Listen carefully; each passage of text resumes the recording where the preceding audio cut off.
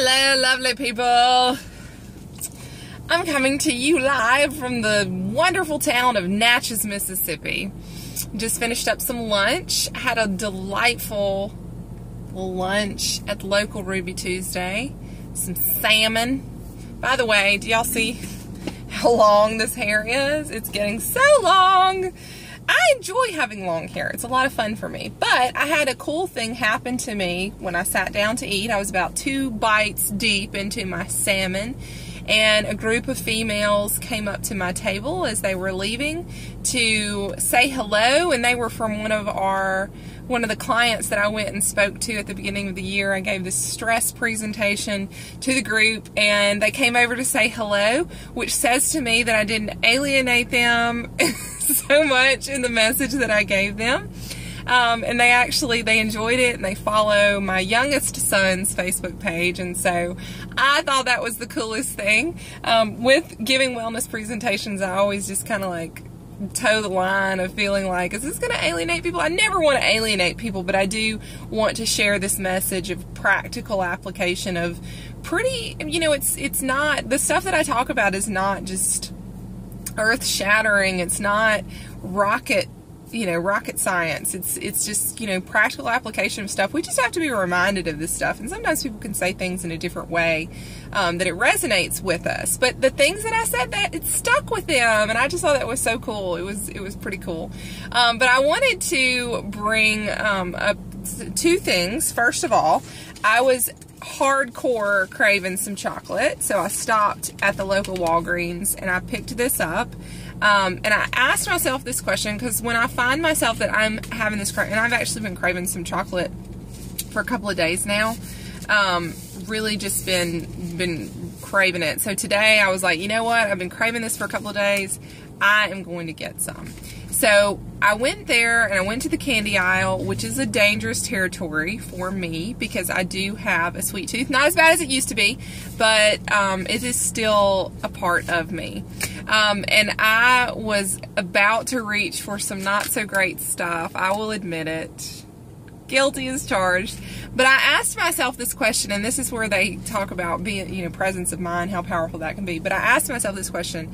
Is this the choice that I'm about to make, is this going to propel me closer to my goals, or is this going to be holding me back? Is this going to set off a whirlwind, a flurry of activity that's going to just help me make some bad choices, or is this going to propel me forward to healthy choices? In addition, how is this going to make me feel?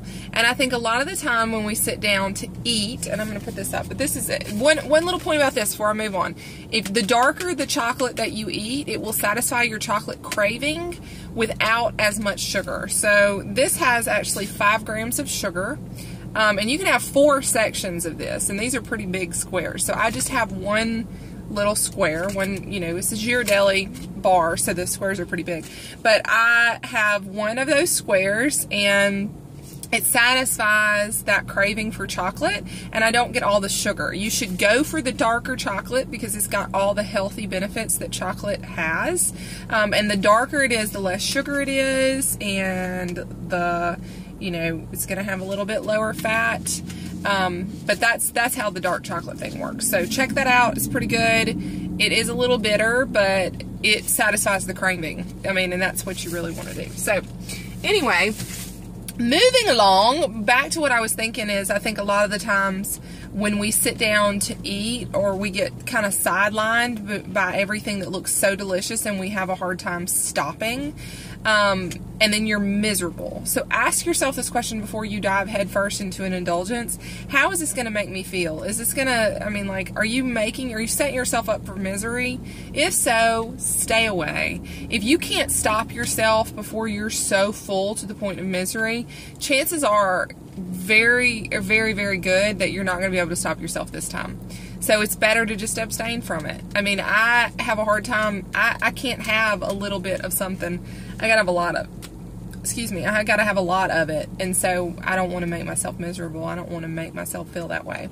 But so often, we decide, since we are getting to the end of the year, a lot of people may find themselves starting to think about their New Year's resolutions, things that they want to accomplish in the coming year.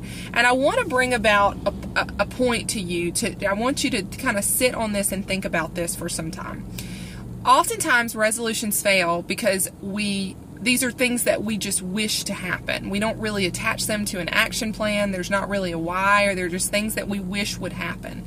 Well, if we instead look at this as something that is going to happen, as I mentioned in a previous video, we make a decision, make up our minds that that's what we're going to do, and we're going to propel ourselves to success. Because when you make up your mind that you're going to do something, you're going to do it. There is no other way. Because if you've determined that this is the thing that you're going to do, you're going to do it. You're just going to do it. There is no other option. There's no questioning, oh, well, should I, shouldn't I? No, when you make up your mind, you make that decision, you're going to do it. You do it. Instead of a resolution moving forward this year, think about it in terms of simply raising your standards, because we have a lot of things in life that we should do, but the things that we must do are connected to our standards. We have standards for ourselves. This is the person that barely gets by with paying their bills, but all of a sudden a family member gets sick and nobody is there to take care of them financially, but this person finds a way to make the money available to take care of this person. They make a way because they have raised their standard to make that happen. It's a must at that point. The things that you want to change in your life, elevate your standards for yourself. Elevate those things to must instead of should.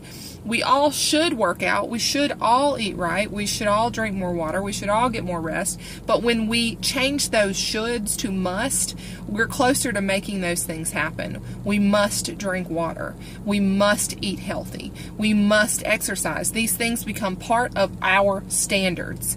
If you raise your standards, you raise the bar, and you're more likely to accomplish your goals. So, think about your resolutions. What must you do in the coming year? You don't have to pick a lot of things, but just pick one. Pick one habit. I've talked about that before. Let that be your focus, and let that be the thing that you work at so that it becomes part of you and it just is what you do. It's just how you live. And that's it. I hope y'all are doing awesome. I am having a great day. I'm telling you, seeing my little friends from Alexandria, Louisiana, over at Painmore Harrington, that just gave me all warm and fuzzies. I love being able to impact people in a positive way. That's what it's about. Well, I love y'all. Peace out. Have a great day. Keep it real. Check out the dark chocolate. Make some choices to raise your standards. Have a good one. Bye.